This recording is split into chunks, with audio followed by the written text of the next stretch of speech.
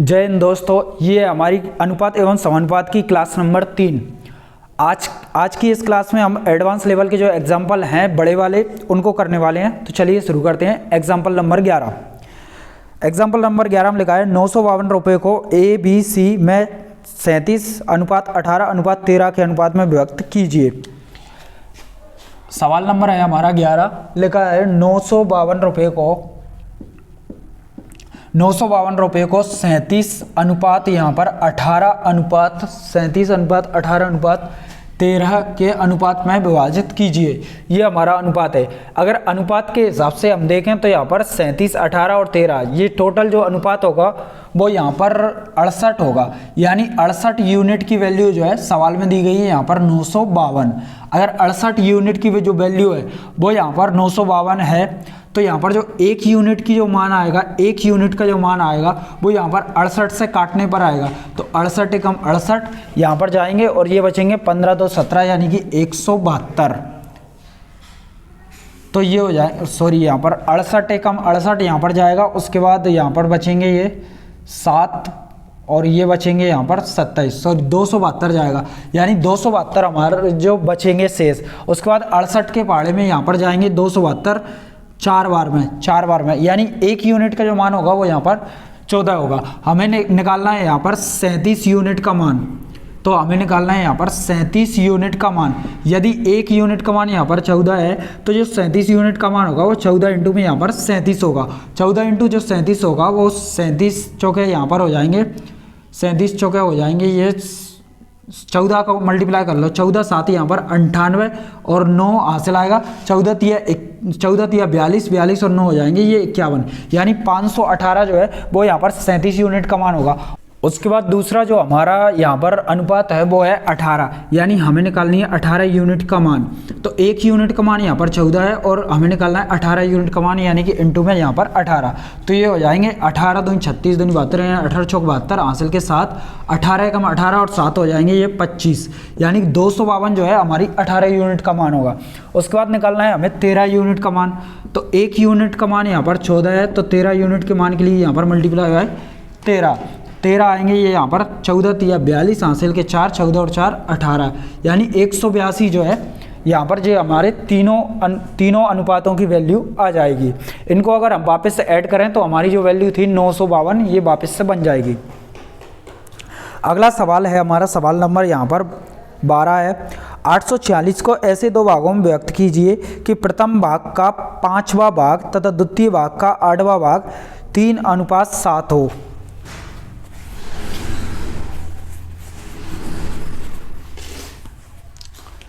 सवाल में लिखा है 846 को, सवाल है हमारा 12, मूल्य है यहाँ पर 846 को इस प्रकार के दो भागों में बांटिए कि पहले भाग का 5वां भाग तथा दूसरे भाग का 8वां भाग 3:4 हो। यानी पहला भाग अगर मैं यहाँ पर a को मान लूँ तो a का 5वां भाग, a का जो 5वां भाग होगा वो a/5 होगा। 10 का अगर 5वां भाग पूछे तो वो 2 होगा, क्योंकि 2 के 5 बार मिलने से 10 बनेगा। तो 10 का 5वां भाग 2 होगा, यानी कि 10/5 यहाँ पर 2 आएगा। तो a का जो 5वां भाग होगा वो a/5 होगा। इसका जो अनुपात है वो दूसरे भाग b के साथ, दूसरे भाग का 8वां भाग, तो b का 8वां भाग होगा b/8। ये जो अनुपात है वो यहाँ पर 3:4 हो जाए। तो हमें इसको बांटना है। सबसे पहले हमें यहाँ पर a अनुपात b निकालना पड़ेगा। अगर मैं इसको देखूं तो ये a/ यहाँ पर 5 है। इन दोनों को हल करने के लिए इसमें बीच में क्रॉस लगाइए और इन दोनों को पलट दीजिए। ये b/8 थे, इनको लिख सकते हैं हम 8/ यहाँ पर b, और ये हो जाएगा इधर 3/ यहाँ पर 4।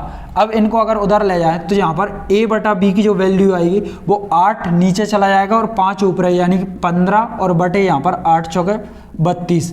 यानी कि जो a अनुपात b होगा वो यहाँ पर 15:32 होगा। इसका मतलब ये हुआ कि 846 जो मूल्य है उसको 15:32 के अनुपात में हमें बांटना है। तो 15 और 32 का अगर कुल देखें तो यहाँ पर 15 + 32 जो यूनिट में आएगा, 15 × 32 जो यूनिट में आएगा वो यहाँ पर 47 यूनिट आएगा। और इसी 47 यूनिट की जो वैल्यू है वो 846 सवाल में दी गई है। 47 यूनिट का जो मान है यहाँ पर 846 होगा, तो जो 1 यूनिट का जो मान होगा, 1 यूनिट का मान वो 47 से इधर काट कर चला, यानी 47 का जो है भाग देकर निकल जाएगा, तो ये जाएगा 47 कम 47, और ये बचेगा यहाँ पर 34, और 3 ये बचेगा यहाँ पर 37, यानी कि 300 यहाँ पर 76। उसके बाद 47 का जो है भाग जाएगा, तो ये जाएगा यहाँ पर लगभग कितनी बार में, तो ये जाएगा 7 सतह 49, 7 8 बार में चला जाएगा, ये जाएगा 8 बार में, यानी 1 यूनिट का जो मान आएगा वो यहाँ पर 18 आ जाएगा। हमें निकालना है 15 यूनिट और 32 यूनिट का मान, तो 15 यूनिट का जो मान होगा वो होगा यहाँ पर 18 इंटू में यहाँ पर 15, 18 इंटू 15 होगा, यानी 15 अट्ठे 120 हासिल के 12, 15 और 12 ये हो जाएंगे 27। तो हमारी जो 15 यूनिट का मान होगा वो यहाँ पर 270 होगा। उसके बाद जो दूसरा भाग है वो यहाँ पर 32 यूनिट है, यानी 32 यूनिट का जो मान आएगा, 32 यूनिट का मान आएगा यहाँ पर 32 मल्टीप्लाई बाई 1 यूनिट की वैल्यू 18 है, तो 32 इंटू यहाँ पर 18 होगा, यानी ये हो जाएंगे 18 दूनी 36, यहाँ पर 3 हासिल, और 18 3 54 और 3 हो जाएंगे यहाँ पर 57, यानी 576 जो है हमारा दूसरा भाग होगा। उसके बाद सवाल नंबर है यहाँ पर 13 को देखते हैं। सवाल नंबर 13 में लिखा है, एक थैली में 1 रुपये 50 पैसे और 25 पैसे के सिक्के 5:9:25 के अनुपात में हैं। यदि थैली में कुल धन यहाँ पर 1008 हो तो विभिन्न प्रकार के सिक्कों की संख्या ज्ञात कीजिए।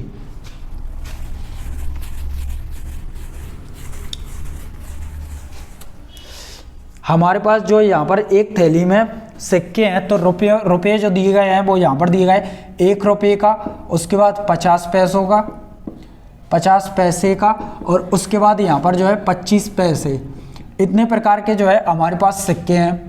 तो ये है सिक्कों का प्रकार, सिक्कों का प्रकार। सवाल नंबर है यहाँ पर 13 यानी 13। तो ये है सिक्कों का प्रकार, यानी 1 रुपये के हैं, 50 पैसों के हैं और 25 पैसों के हैं। यहाँ पर अगर हम सवाल को हल करने जाएं तो ये रुपयों में है, ये पैसों में है, और ये भी पैसों में है। यानी कि अगर इसको मुझे सोल्व करना है तो इसको मुझे सबसे पहले तो इनका रेशियो निकालना पड़ेगा, और रेशियो निकालने के लिए जो यूनिट है वो समान होनी चाहिए। एक जगह रुपये और एक जगह यहाँ पर पैसे है, तो इन सबको हम पहले रुपये में पैसों में ही कन्वर्ट कर लेते हैं, वो करना आसान है। तो इनका जो अनुपात बनेगा वो यहाँ पर 1 रुपये में जो पैसे होते हैं वो यहाँ पर 100 होते हैं, यानी 100 अनुपात यहाँ पर 50 अनुपात ये बन जाएगा 25। ये है जितने प्रकार के सिक्के हैं उनका जो है अनुपात है। अगर इसको हम काटें तो ये 25 से डिवाइड हो जाएगा, यानी अनुपात को हम किसी भी संख्या से काट सकते हैं और किसी भी संख्या का मल्टीप्लाई कर सकते हैं।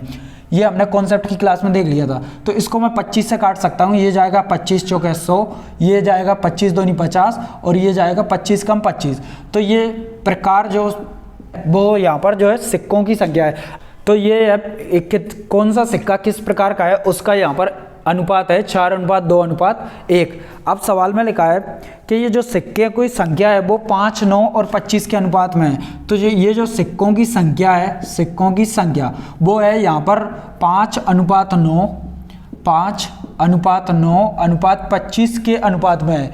यानी कि यहाँ पर जो है 5 सिक्के हैं यहाँ पर 4 वैल्यू के, 4 यूनिट के, और 2 यूनिट के यहाँ पर 9 सिक्के हैं, और एक का यहाँ पर 25 सिक्के हैं। तो इनका अगर कुल मूल्य देखें, 4-4 रुपये के 5 सिक्के हैं, 4-4 रुपये के यहाँ पर 5 सिक्के हैं। अगर हम इसको केवल रुपये में माने, पैसे में से तो वो चला गया, ये हमने अनुपात में निकाल लिया। तो यहाँ पर जो है 4 यूनिट 5 सिक्के हैं, 4 यूनिट के 5 सिक्के हैं, या 4 रुपये के मान लो 4 रुपये के 5 सिक्के हैं। तो जो टोटल जो कीमत होगी वो यहाँ पर कीमत जो होगी वो यहाँ पर इन दोनों का मल्टीप्लाई करके आएगी, यानी कि यहाँ पर 5 चौके 20। अगर मैं मूल्य का जो इनकी कीमत है उसका रेशियो निकालूँ तो ये जाएगा 20, ये जाएगा 9 दूनी यहाँ पर 18, और ये जाएगा यहाँ पर 25 कम 25। ये जो है मूल्य का अनुपात आएगा। अगर ये मूल्य का अनुपात है तो कुल अनुपात यहाँ पर, यानी कुल जो मूल्य होगा यहाँ पर कुल मूल्य जो होगा वो यूनिट में कितना होगा, 20, 18 और 25। 20 और 25 ये हो जाएंगे 45, 45 और जो है 18 यहाँ पर होंगे 63, यानी कुल मूल्य जो है 63 यूनिट का है। जबकि सवाल के हिसाब से ये जो कुल मूल्य है वो यहाँ पर 1008 रुपये का है। अगर इसको हम काटें तो ये चला जाएगा 9 से, यहाँ पर जो है 1 यूनिट की जो मान आएगा, 1 यूनिट का जो मान आएगा 9 से काट लो तो 9 7 63, यहाँ पर 9 कम 9 9 एकम 9 और 9 दूनी यहाँ पर 18, फिर 7 से ये जाएगा तो ये 7 एकम 7 और ये चला जाएगा 7 चंग 42, यानी 1 यूनिट का जो मान आएगा वो यहाँ पर 16 आएगा। 1 यूनिट का मान 16 है। हमें निकालना है प्रत्येक प्रकार के सिक्कों की संख्या, यानी सिक्कों की संख्या ये बतानी है।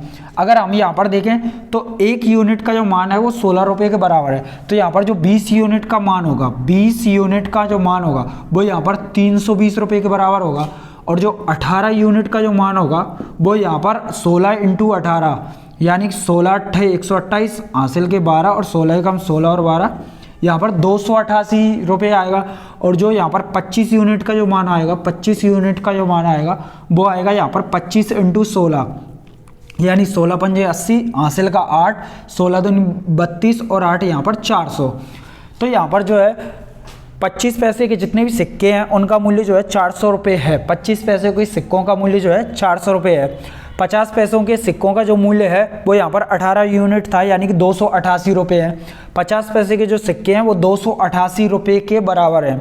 और जो यहाँ पर 1 रुपये का जो सिक्का है वो टोटल यहाँ पर 320 रुपये हैं। ये आया इन तीनों की यहाँ पर कीमत। हमें निकालना है प्रत्येक प्रकार के सिक्कों की संख्या। यदि 1 रुपये के सिक्कों का मूल्य 320 है तो यहाँ पर 320 ही सिक्के होंगे, तो 1 रुपये के सिक्कों की जो संख्या होगी वो यहाँ पर 320 होगी। यदि यहाँ पर जो है 50 पैसों का जो मूल्य है वो यहाँ पर 288 है, 288 है, तो टोटल जो सिक्कों की संख्या होगी, 1 रुपये में 50 पैसे के 2 सिक्के होंगे तो 288 रुपये में जो है यहाँ पर 288 × 2 टोटल इतने सिक्के होंगे, यानी कि 8 दूनी 16, 28 दूनी यहाँ पर 56, 57, 576 जो सिक्के होंगे वो 50 पैसे के होंगे। उसके बाद 400 जो मूल्य है वो 25 पैसों के सिक्कों का मूल्य है। तो 1 रुपये में जो 25 पैसे के सिक्के होते हैं वो यहाँ पर 4 होते हैं। 1 रुपये में 25 पैसे के जो सिक्के होते हैं वो यहाँ पर 4 होते हैं। हमें निकालना है 400 रुपये में कितने सिक्के होंगे, तो ये होंगे 400 × 4, यानी कि 1600 सिक्के। तो टोटल ये सिक्कों की संख्या आ गई, यानी कि 1600 सिक्के जो है यहाँ पर आंसर होगा। अगला सवाल है हमारा सवाल नंबर 14। एक कारखाने में कर्मचारियों की संख्या 9:8 के अनुपात में कम कर दी जाती है। यदि उनके दैनिक वेतन में 14:15 के अनुपात में वृद्धि कर दी जाए तो कुल दैनिक वेतन बिल में किस अनुपात में कमी अथवा वृद्धि यहाँ पर जो है होगी।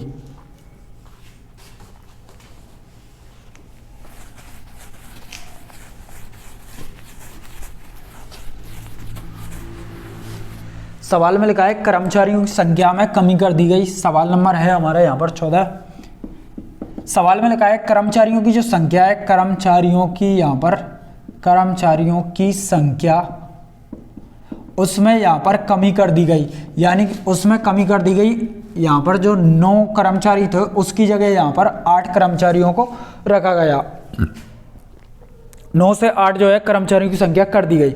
उसके बाद लगा है इनके दैनिक वेतन में वृद्धि कर दी गई। तो जो दैनिक वेतन है इनका, दैनिक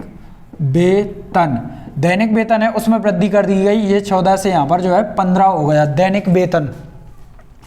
सवाल में हमें ज्ञात करना है कि कुल दैनिक वेतन बिल में, अगर कुल दैनिक वेतन बिल मिलाएं, यहाँ पर अगर हम शुरुआत में देखें तो पहले कर्मचारी यहाँ पर 9 थे और प्रत्येक कर्मचारी को जो है यहाँ पर 14 रुपये दिए जा रहे थे। तो जो कुल यहाँ पर जो बिल आएगा वो यहाँ पर 14 × 9 ही आएगा, यानी कि 14 9 126। तो पहले जो बिल था, बिल की अगर हम बात करें, दैनिक बिल की बात करें तो दैनिक बिल जो है पहले आता था यहाँ पर 14 × 9 यानी कि 126, और अब जो है बिल आने लगा, कर्मचारियों की संख्या 8 हो गई और वेतन में जो वृद्धि कर दी गई वो 15 हो गई। तो अब जो बिल आएगा वो 8 × 15 यानी कि 120 का आएगा। तो यहाँ पर कमी हुई है। कमी कितने की हुई है अगर हम देखें, कमी यहाँ पर हमें इसका रेशियो निकालना था, यानी कि किस अनुपात में कमी हुई। तो इसका रेशियो निकालना है तो इसको हम काट सकते हैं। तो ये जाएगा 2 से, 2 छक्के 12, 2 3 यहाँ पर 6, और ये जाएगा 2 से 60 बार में, वापस से ये चला जाएगा यहाँ पर 3 से, तो यहाँ पर जाएगा 21 अनुपात ये रहेंगे 20, 21:20 जो है हमारा आंसर होगा। सवाल नंबर है यहाँ पर 15। सोने और तांबे के 2 मिश्रण ए तथा बी में ए में सोने और तांबे का अनुपात 7:2 है तथा बी में सोने और तांबे का अनुपात 7:11 है। ए तथा बी की समान मात्राओं को मिलाने पर धातु सी बनाई जाती है। सी में सोने तथा तांबे का अनुपात ज्ञात कीजिए।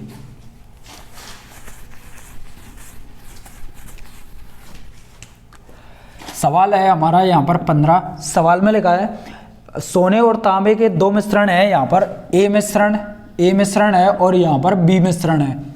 उसके बाद ए मिश्रण में जो है सोने और तांबे का, यानी कि ए मिश्रण में दो चीज़ों का, सोने का और तांबे का अलग अलग, यहाँ पर सोना और ये तांबा, सोना और ये तांबा, यहाँ पर दोनों का जो है अनुपात दिया है 7 अनुपात यहाँ पर 2 है, 7 अनुपात 2 है।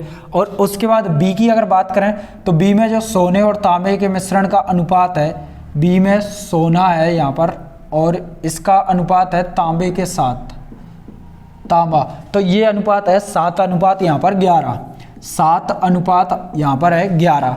अब इन दोनों को मिलाकर एक यहाँ पर मिश्रण सी को बनाया जाता है। तो इस मिश्रण सी में जो है, इस मिश्रण सी में हमें बताना है सोने और तांबे का जो अनुपात होगा वो क्या होगा, सोने और तांबे का अनुपात क्या होगा, इस मिश्रण सी में हमें बताना है। अगर हम यहाँ पर बात करें तो हमें सोने और तांबे को मिलाना है और सी में अनुपात बताना है। तो अगर इसको हम देखें टोटल अनुपात, ऐसे सवालों में करने के लिए इसका जो टोटल अनुपात है उसको इक्वल कर लीजिए, इसको बराबर कर लीजिए। अगर हम यहाँ पर देखें तो ये 7 और 2 यहाँ पर जो है 9 यूनिट का टोटल मिश्रण हो रहा है, जबकि यहाँ पर 11 और 7 18 यूनिट का हो रहा है। यानी कि यहाँ पर बी में जो टोटल मिश्रण है वो यहाँ पर 18 यूनिट का है और यहाँ पर 9 यूनिट का है। तो इसी मिश्रण को यहाँ पर जो है बराबर करना होता है, यानी कि 9 और 18 को हमें बराबर करना है। तो मैं 18 को तो 9 नहीं कर सकता, लेकिन 9 को 18 कर सकता हूँ। अगर मैं इसमें 2 का मल्टीप्लाई कर दूं तो इस मिश्रण की जो संख्या होगी वो भी यहाँ पर 18 यूनिट हो जाएगी। यानी कि इसमें 2 का मल्टीप्लाई करने का मतलब है कि इसमें ही 2 का मल्टीप्लाई कर देना है। तो इसमें जब 2 का मल्टीप्लाई करेंगे तो ये 7 दूनी यहाँ पर 14 और ये 2 दूनी यहाँ पर 4 हो जाएंगे और ये हो जाएगा 7 अनुपात 11। अब अगर हम टोटल मिश्रण को यहाँ पर देखें तो ये 14 और 4 18 है और ये 7 और 11 18 है। अब इन दोनों को हमें मिलाना है, यानी इन दोनों को मिलाना है तो सोना सोने से मिलेगा, तांबा तांबे से मिलेगा। तो यहाँ पर 14 और 7 जो सोने का जो नए मिश्रण में अनुपात होगा वो 14 और 7 21 होगा, और जबकि यहाँ पर 4 और 11 जो तांबे का मिश्रण होगा वो 4 और 11 यानी कि 15 होगा। ये सी मिश्रण में इन दोनों का अनुपात आएगा 21 अनुपात 15। इसको हम 3 से काट सकते हैं तो ये जाएगा 30 आते 21 और ये 3 5 15, यानी नए मिश्रण में जो सोने और तांबे का जो रेशियो होगा वो 7:5 हो जाएगा। अगला सवाल है हमारा सवाल नंबर 16। लिखा है दूध और पानी के 42 लीटर मिश्रण में दूध और पानी का अनुपात 5:2 है। यदि इस मिश्रण में 3 लीटर पानी और डाल दिया जाए तो नए मिश्रण में दूध और पानी का अनुपात क्या होगा।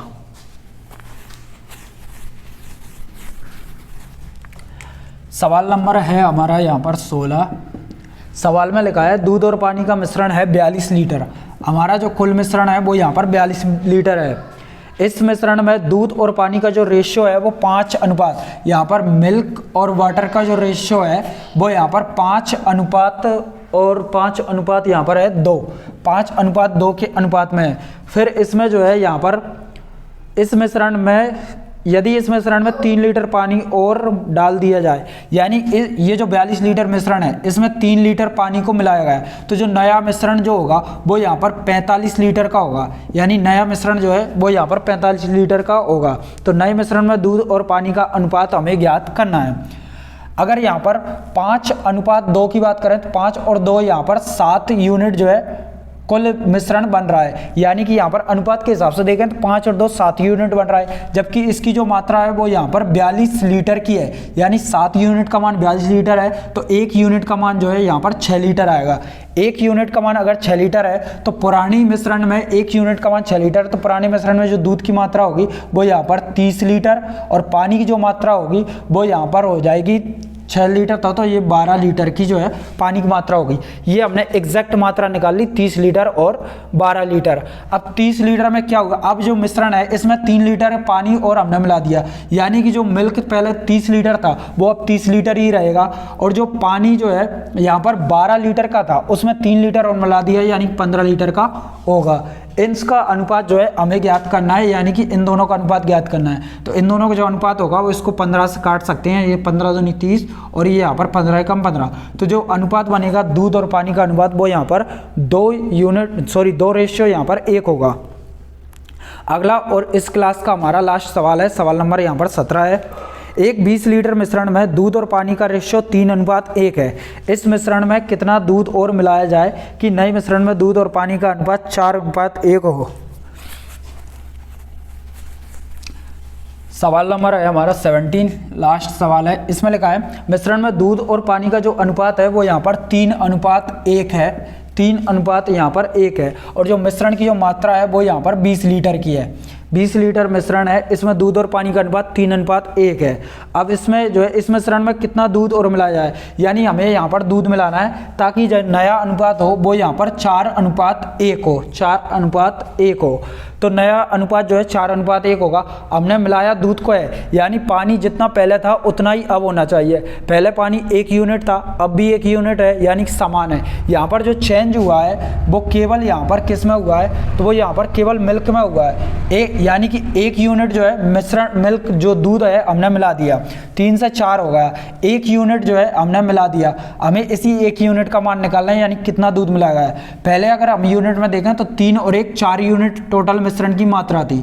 4 यूनिट की वैल्यू सवाल में लिखी है 20 लीटर थी। 4 यूनिट का मान 20 लीटर था तो 1 यूनिट का जो मान आएगा वो यहाँ पर 4 से काट के यानी 5 लीटर आएगा। तो 5 लीटर जो है हमने दूध को और अलग से मिलाया है। ये होगा हमारा आंसर। तो ये था इस क्लास का लास्ट सवाल। कल से हम इसकी एक्सरसाइज करने वाले हैं। आपको ये क्लास कैसी लगी ये कमेंट में बताइएगा। धन्यवाद।